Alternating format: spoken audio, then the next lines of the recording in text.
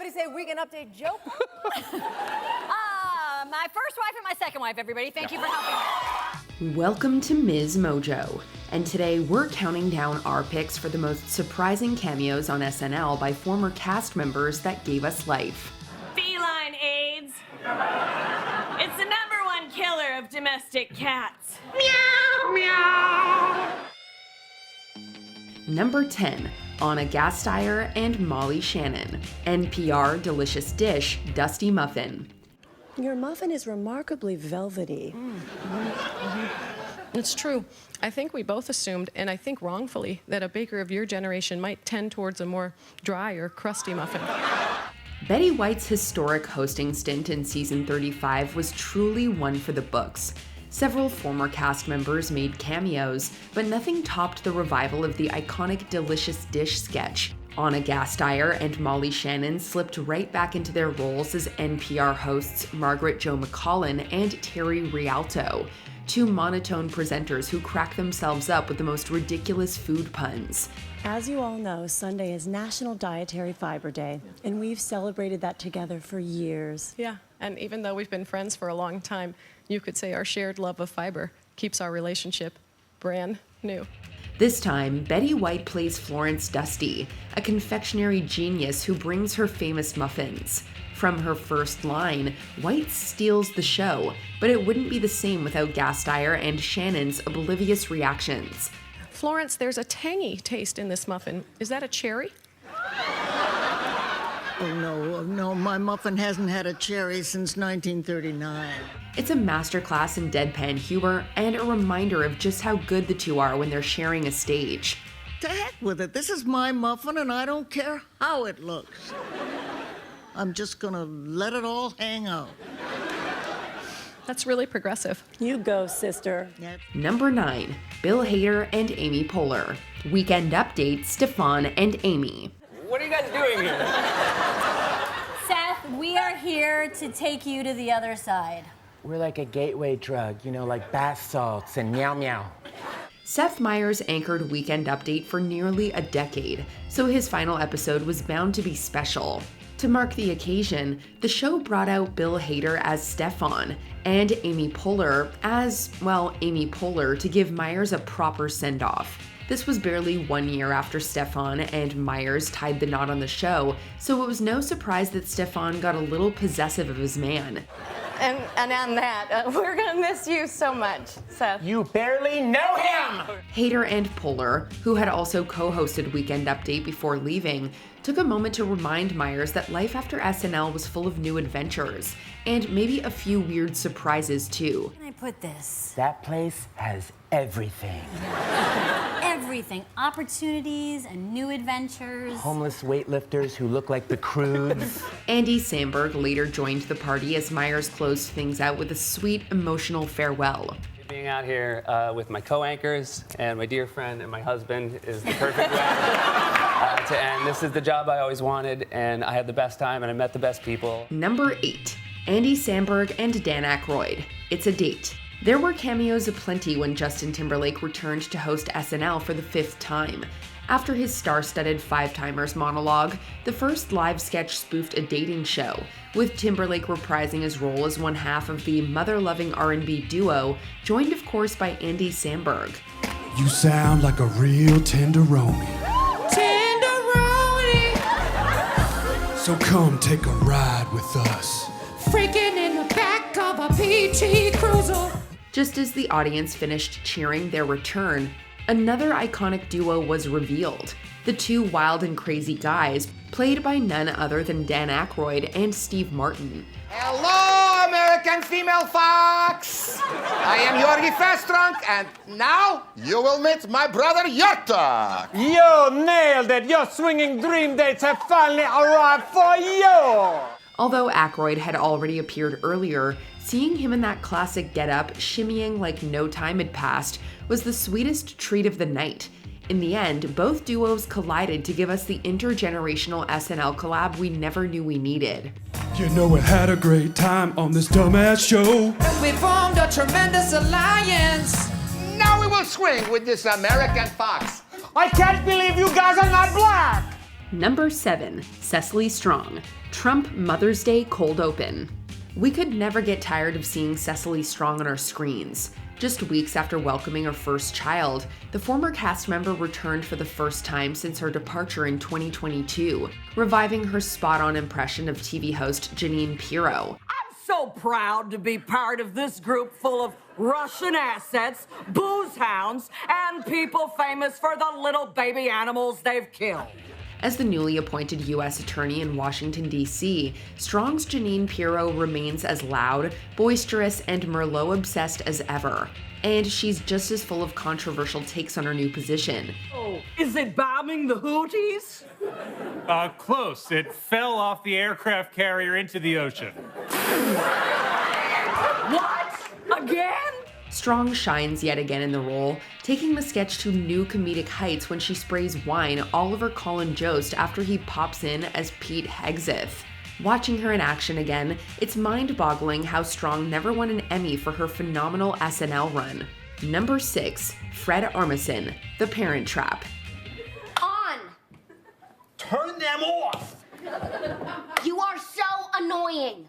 And I'm starting to think you're a real Ever since leaving SNL in 2013, Fred Armisen has returned to his old stomping grounds so often you'd think he lives inside Studio 8H.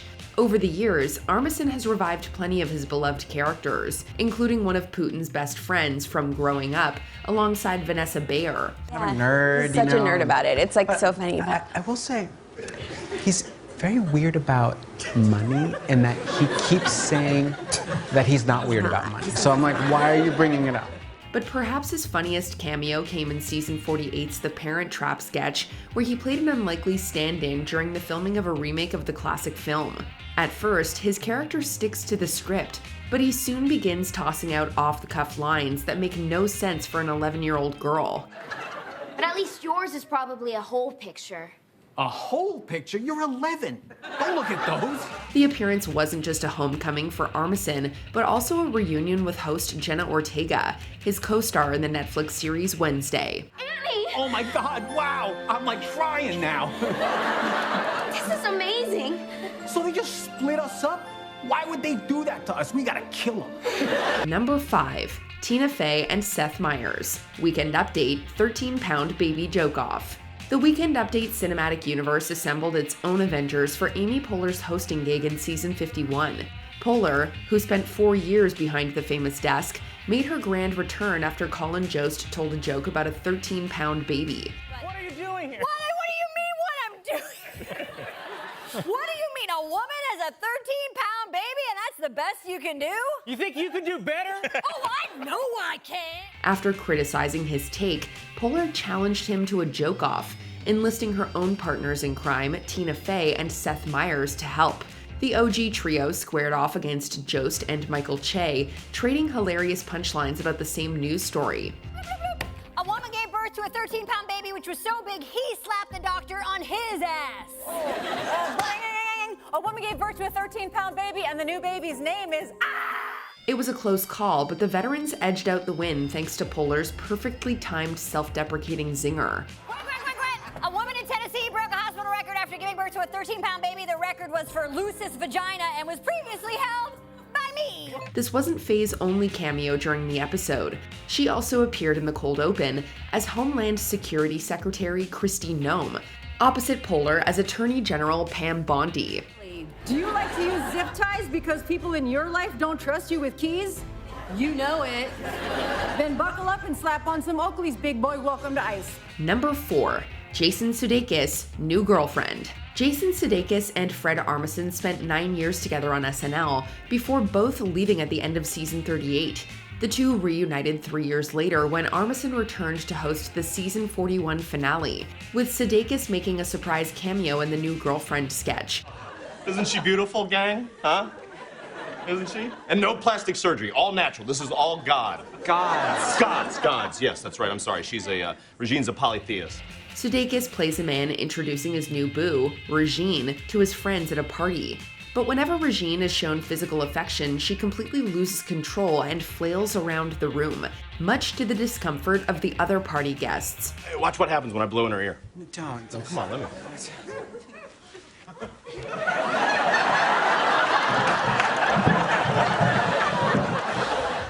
This bit is clearly an excuse to make the cast members break, and it works. At one point, Sudeikis even eats guacamole off Armisen's shoe. Doesn't matter. Doesn't matter. Makes it better. I'm fine with that. Don't bother me. By the end, they've managed to break nearly everyone, including the once unshakable Vanessa Bayer. Number 3, Dana Carvey. Harris and Trump rallies cold open. During his 7-year tenure on SNL, Dana Carvey made a name for himself with his hilarious impersonation of George H.W. Bush. More than 3 decades later, he returned to the show ahead of the 2024 election to play another one-term president, Joe Biden. I did a pretty good job. I passed more bills than any president in history. But folks, we still got work to do, no joke. I'm being serious right now. Carvey debuted his Biden impression in the cold open of the season 50 premiere, and the crowd went wild. He nailed Biden's raspy voice, the mix of grandpa charm and confusion, and those trademark Bidenisms we all know too well. And guess what? And by the way, the fact of the matter is, no joke, this is serious right now. I'm being serious. Anyway, in conclusion, me and Vice President Harris are the same. After spending 2 years fine-tuning the impression, Carvey finally brought it to SNL, and even Biden's own team reportedly loved it. The cold open also featured a surprise cameo by Andy Samberg, playing Kamala Harris's husband, Doug Emhoff. Because I am proud to join the esteemed list of presidential spouses throughout history, women and men, but all women. Number 2, Maya Rudolph, Impeachment Town Hall. Former cast member Maya Rudolph has taken on former Vice President Kamala Harris more than a dozen times on SNL, even earning an Emmy for her performance. But it all began here. I'm not just that little girl. I'm also America's cool aunt. A fun aunt. I call that a funt. Back in 2019, when Harris was still a senator and a Democratic primary candidate, Rudolph made a surprise cameo in the town hall sketch, debuting her now iconic impression of her. This was our introduction to the smooth-talking, cocktail-sipping funt, and everyone was instantly hooked. What if Joe Biden gets implicated in this Ukraine scandal in some way? Oh, no. That would be terrible. Not Joe Biden. She kept coming back, each appearance somehow funnier and sassier than the last. Okay, now, Susan, what I'm going to do is I'm going to switch to more of a Claire Huxtable side eye. President Trump puts the health of all Americans way ahead of his own personal and financial gain. So when Harris became the Democratic nominee for the 2024 presidential election, there was no question that Rudolph would return once again. This culminated in a joint appearance with the real Kamala Harris just days before the election. The American people want to stop the chaos and end the drama with a cool new stepmamala. Kick back in our pajamas and watch a rom-Kamala. Before we unveil our top pick, here are a few honorable mentions. Adam Sandler, gallbladder surgery. Sandler pops up literally in this error-ridden sketch. He's awake. I am awake. Of course I'm awake, because I wasn't giving her enough anesthesia. That actually wasn't me. We all know it was you, Leslie. You're right, I'll own that. Chris Rock, election night. Rock joins host Dave Chappelle for a hilarious commentary on the 2016 US election. Why aren't people turning out for Hillary the way they did for Barack Obama? I mean, maybe because you're replacing a charismatic 40-year-old black guy with a 70-year-old white woman. I mean, that's like the Knicks replacing Patrick Ewing with Neil Patrick Harris.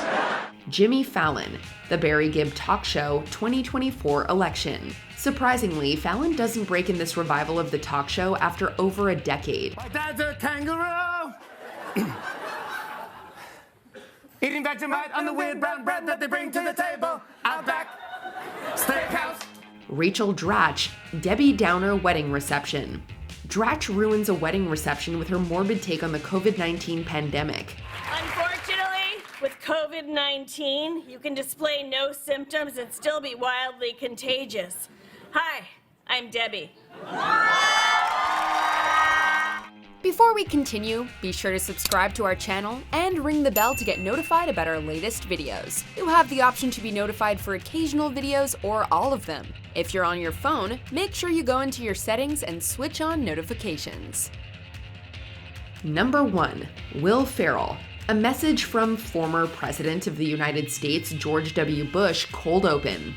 Even if you didn't watch SNL during Will Ferrell's tenure, chances are you've seen clips of his unforgettable take on George W. Bush. In 2015, he dusted up the impression for one more spin.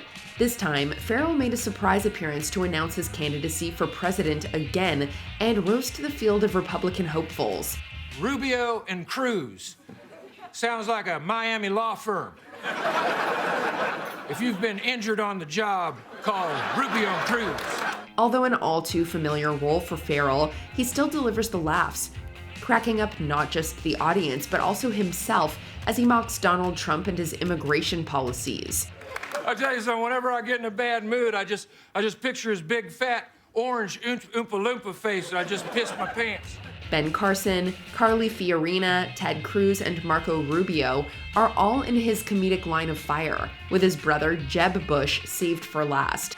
I wish you would have asked me about the exclamation point on the end of his name. Look, I don't like the taste of broccoli. This was strategery at its finest. Which SNL alum would you like to see make a cameo on the show? Let us know in the comments.